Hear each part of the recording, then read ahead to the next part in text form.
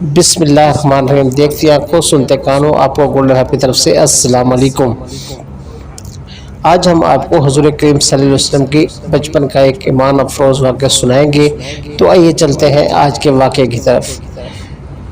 حضرت محمد مصطفیٰ صلی اللہ علیہ وآلہ وسلم ابھی چھوٹے بچے ہی تھے کہ ان کے والد اور والدہ کا دونوں کا انتقال ہو گیا اور آپ یتیم ہو گئے، اور آپ کی پرورش آپ کے چچا حضرت ابو طالب نے کرنے شروع کر دی۔ وہ آپ کے ساتھ رہتے تھے اور آپ سے بہت زیادہ پیار اور محبت کرتے تھے اور آپ کا خیال رکھتے تھے۔ ایک دفعہ ایسا ہوا کہ مکہ میں قحط سالی پڑ گئی، کئی مہینوں تک بارشیں نہ ہوئی، جس کی وجہ سے پانی کی شدید کمی ہو گئی، جس کی وجہ سے جانور اور بچے پیاس اور بھوک سے مرنے لگے۔ تو مکہ کے سردار اکٹھے ہوئے جو کہ بت پرست تھے اور بتوں کی پوجا کرتے تھے اور بتوں کو ہی اپنا خدا مانتے تھے۔ تو ان صاحب نے جب مشورہ کیا کہ اب قحط سالی ہے تو اس کے لیے کیا کیا جائے، تو ان میں سے ایک بزرگ تھا جو کہ کافی عقلمند تھے۔ انہوں نے مشورہ دیا کہ اگر آپ چاہتے ہیں کہ یہ قحط سالی ختم ہو اور اللہ تعالیٰ بران رحمت آئے، تو اس کے لیے آپ کو قریش کے قبیلے میں حضرت ابو طالب کے پاس جانا پڑے گا، جو کہ اگر دعا کریں تو شاید بارش آ جائے۔ تمام لوگ اکٹھے ہو کر حضرت ابو طالب کے پاس گئے اور ان کا جا کر دروازہ کھٹکھٹایا تو حضرت ابو طالب گھر سے باہر آئے۔ تو تمام سرداروں نے مل کر کہا کہ اب نہایت ہی ایماندار اور عبادت گزار ہے، تو آپ سے ہماری گزارش ہے کہ دعا فرمائیں تاکہ اللہ پاک باران رحمت عطا فرمائے اور خشک سالی اور قحط سالی سے ہمیں نجات ملے، کیونکہ اب ہمارے جانور اور بچے مرنے لگے ہیں۔ تو حضرت ابو طالب رضی اللہ عنہ گھر کے اندر گئے اور اپنے بھتیجے کو بھی ساتھ لائے کہ یہ میرا چھوٹا بھتیجا ہے، اس کو بھی ساتھ لے کر چلتے ہیں۔ تو وہ سب مل کر اکٹھے ہو کر خانہ کعبہ کی طرف چلے گئے اور وہاں جا کر حضرت محمد مصطفیٰ صلی اللہ علیہ وسلم ابھی چھوٹے بچے ہی تھے، لیکن ابو طالب نے کہا کہ میرا بھتیجا دعا کرائے گا۔ تو آپ نے خانہ کعبے کے ساتھ اپنی کمر لگائی اور ٹیک کر بیٹھ گئے، اور دوسری طرف تمام لوگ بیٹھ گئے اور آپ نے دعا کے لیے ہاتھ اٹھائے۔ آپ کے ساتھ دیگر لوگ بھی دعا مانگنے لگے۔ ابھی آپ نے دعا مانگنا شروع ہی کی تھی، جیسے ہی دعا ختم ہوئی تو کالی گھٹا آئی اور ہر طرف کالے سیاہ بادل چھا گئے اور بارش برسنا شروع ہو گئی، اور ایسی جل تھل کی بارش برسی کہ ہر طرف پانی پانی ہو گیا، جس سے لوگوں کی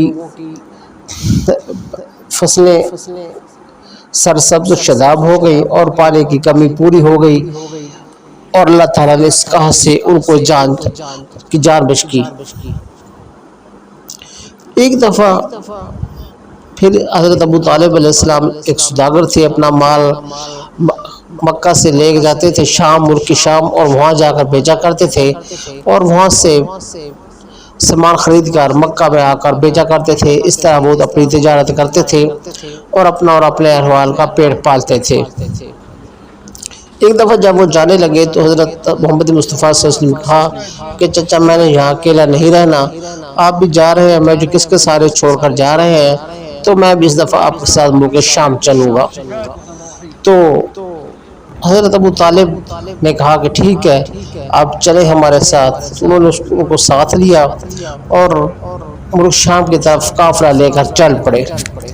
جب قافلہ چلتے چلتے ایک مقام پر جو کہ شام اور مکہ کے درمیان آتا تھا، اور وہاں اکثر قافلے پڑاؤ کرتے تھے، وہاں ایک حبشیوں کا عیسائیوں کے ایک راہب جو بہت عبادت کرتا تھا، اور اس نے اپنی کتابوں میں پڑھ رکھا تھا کہ آخری امت میں ایک نبی آئیں گے اور ان کی یہ نشانیاں ہوں گی، اور وہ اللہ تعالیٰ کا آخری نبی ہوگا۔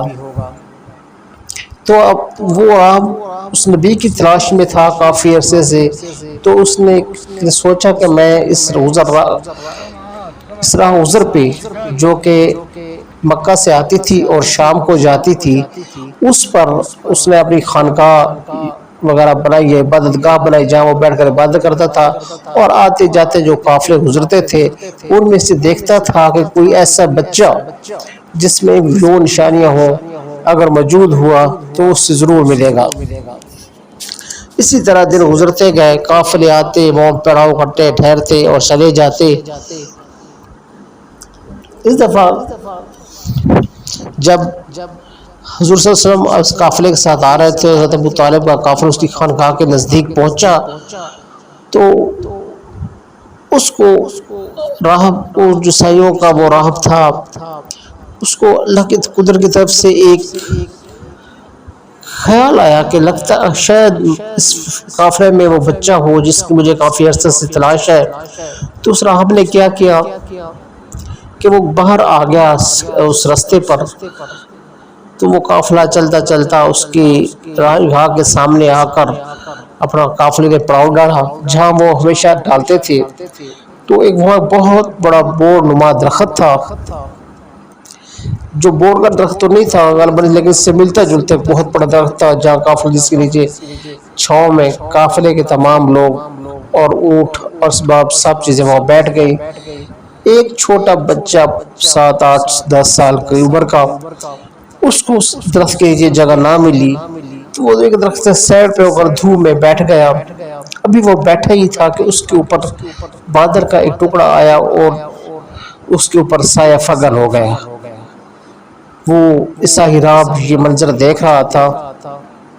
جب اس نے دیکھا کہ اس بادر کا ٹکڑا اس بچے کے اوپر سایہ کر کے کھڑا ہے تو اس کو محسوس ہوا کہ یہ ہو نہ ہو یہ وہی بچہ ہے جس کے لیے میں اتنے عرصے سے انتظار میں ہوں اور یہی آخری نبی ہوگا۔ تو اس نے اس بچے کی نشانیاں دیکھنے کے لیے ان قافلے والوں کے پاس آیا، انہیں آ کر ملا اور اس بچے سے بھی ملا جو ہمارے پیارے نبی حضرت محمد مصطفیٰ صلی اللہ علیہ وسلم تھے۔ تو اس نے قافلے والوں کو کہا کہ میں آپ لوگوں کی دعوت کرنا چاہتا ہوں، آپ میرے پاس آئیں، میں آپ کے کھانے کا بندوبست کرتا ہوں۔ تو قافلے والے بڑے حیران ہوئے کہ پہلے تو ہم آتے تھے جہاں سے گزر جاتے تھے، جہاں پڑاؤ بھی کرتے تھے، کبھی اس نے ہمارے سے نہیں پوچھا تھا، یہ اب کیوں پوچھ رہا ہے؟ تو اس نے مختلف باتوں میں ان کو ٹال مٹول سے کام لیا اور اس آپ کو کھانے کی دعوت دے دی۔ وہ اس تمام قافلے والے جو وقت اس نے دیا تھا مقررہ وقت پر اس کے پاس پہنچ گئے۔ وہ دروازے پہ کھڑا سب کا استقبال کر رہا تھا اور ہر آنے والے کو باری باری دیکھ اور مل رہا تھا۔ جب سب قافلے والے آ چکے تو اس نے پوچھا کہ آپ کسی کو پیچھے بھی چھوڑے ہیں؟ تو اس نے کہا ہاں ایک چھوٹا بچہ ہے۔ حضرت ابو طالب نے کہا کہ میرا بھتیجا ہے، چھوٹا ہے، اس کو ہم پیچھے سامان کی رکھوالی کے لیے قافلے کے پاس بٹھا کر آئے ہیں تاکہ وہ سامان کا خیال رکھے۔ تو آپ نے کہا کہ نہیں آپ اس بچے کو بھی بلاؤ۔